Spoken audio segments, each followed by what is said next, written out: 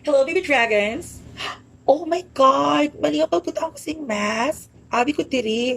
Face mask kari ni siya. Ay, gusto ko abi nga, Captain, maayaw ang utak ko. Kaya basi magpaya ko sa mga tao nga sagi ka comment about sa coronavirus kaya namin sila mga koronahan ng mga tao. Hoy ha, anong point inyo? Nga ano, gusto nyo maglapnaag? Ang virus nga nasa bilog ng Pilipinas kay para ano?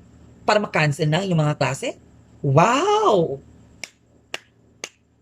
Kanami nga rason, naisipan mo gid ina. Balang mo bagay gid man diri ang aton nga mas ibutang o kay para hawidan ang aton nga mga utok, utok bulinaw no. Ha, tuod lang gid damo affected siyang coronavirus nga ina. Imagine mga OFWs nga ara dito sa Guwa. Nga na minsan nila ang mga pamilya diri sa Pilipinas, pero hindi sila kapuli agad-agad. Kay dapat i-quarantine pa or dapat hindi i-cancel na itong mga flights, di ba?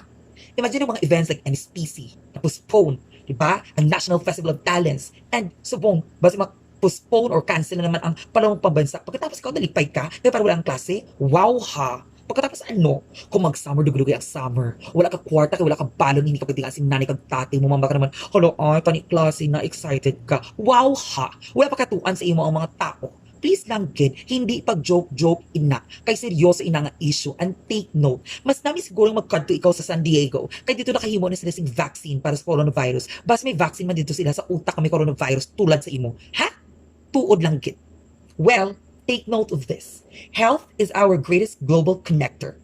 We can be able to connect with other people around the world, even in our own country, even in our own locality, if we are healthy. So please lang gid, taro nga kung ano ang pinaglalaban mo.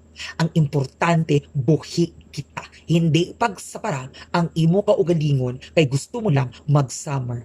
PS. Biskin ano pa ka-summer kung kalain kalawas, hindi mo Japon ma-flaunt na sa beach. Bye.